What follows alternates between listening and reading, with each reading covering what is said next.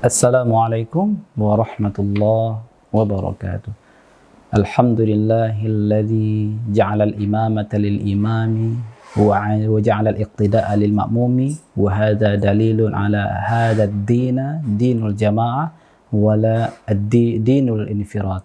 Wassalatu wassalamu ala habibina Mustafa khairil ibad wa ala alihi wa sahbihi ajma'in, amma ba'du.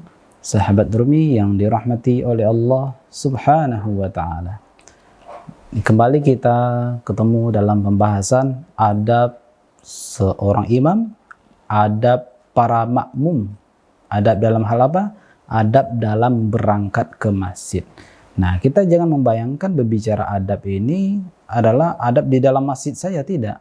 Adab saat takbir dilakukan saya, tidak. Adab setelah salam, tidak. Adab itu dimulai semenjak seseorang berada di rumahnya, harus ditunaikan. Adab pertama tadi sebelumnya pernah kita sentuh bahwa salah satu adab yang sering dilupakan oleh orang adalah bersuci semenjak dari rumah. Tujuannya apa? Hemat penggunaan air masjid.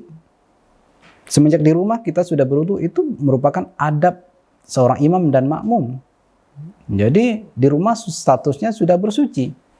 Nah, spirit dia ingin memakmurkan masjid, menegakkan syiar agama, dia mulai dengan adab berwudu di rumah. Kemudian tidak hanya wudu, setelah dia berwudu, untuk sampai ke masjid, dia perlu tindakan yang bernama langkah.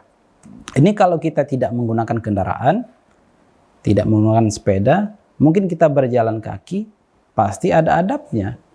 Apa adab yang mesti ditunaikan? Al-muqarabah bainal khuta fil masyi ila shalah lil iktsari minal hasanat. Al-muqarabah bainal khuta. Al-khuta itu artinya adalah langkah-langkah kaki. Al-muqarabah itu dekat. Antar satu langkah dengan langkah berikutnya dekat.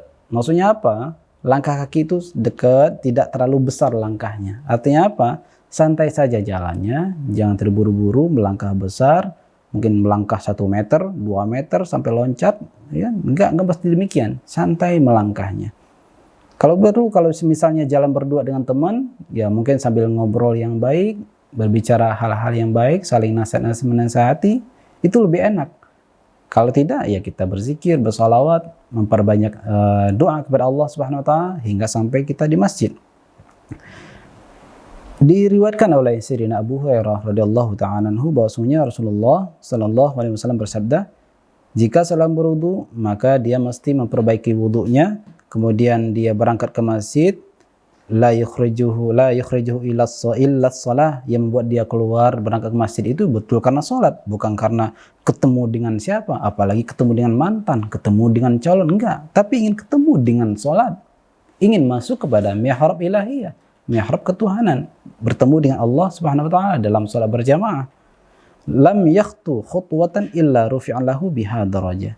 Setiap langkah yang dia langkahkan kakinya menuju ke masjid, maka diangkatlah derajatnya. Setiap langkah diangkat derajatnya. Setiap langkah diangkat derajatnya. Siapa yang paling banyak langkahnya, semakin tinggi derajatnya. Dan tentunya ini dilandasi oleh keikhlasan kepada Allah Subhanahu wa Ta'ala.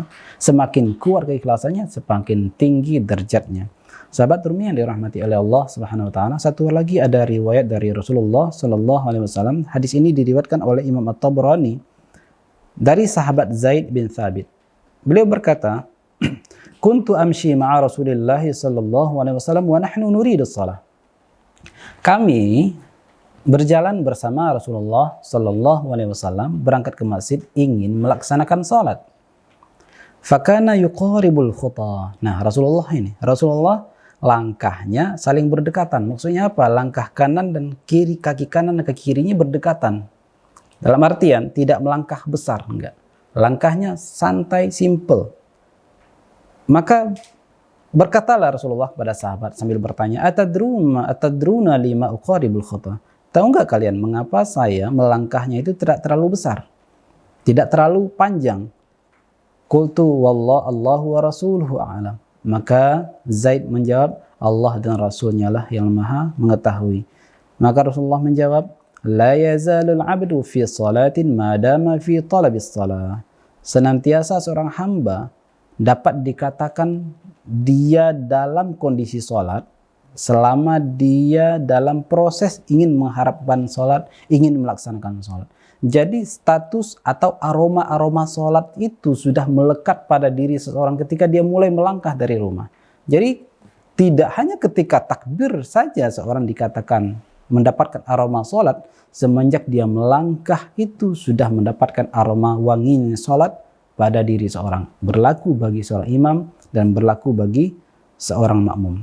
Bahkan dalam riwayat lain disebutkan, innama fa'altu li takthura khutaya fi talabis salah. Aku melakukan ini, kata Rasulullah, supaya semakin banyak langkahku dalam melaksanakan sholat. Ketika berangkat sholat, semakin banyak langkahnya, semakin banyak pahalanya, semakin tinggi derajat kita kepada Allah di hadapan Allah Subhanahu wa taala. Jadi ada seni melangkah melaksanakan sholat ke masjid, bukan berarti seni melangkah seperti melangkahnya peragawati yang disebut dengan catwalk, jalannya kucing. Enggak, bukan berarti seorang wanita harus menggunakan seni bersepatu hak tinggi. Enggak juga. Tetap lakukan hal senatural mungkin, ya, selayaknya mungkin, natural, layak dan enak dipandang dan nyaman bagi diri kita, sembari mengikhlaskan diri kepada Allah Subhanahu wa taala. Wallahu taala a'lam. Assalamualaikum warahmatullahi wabarakatuh.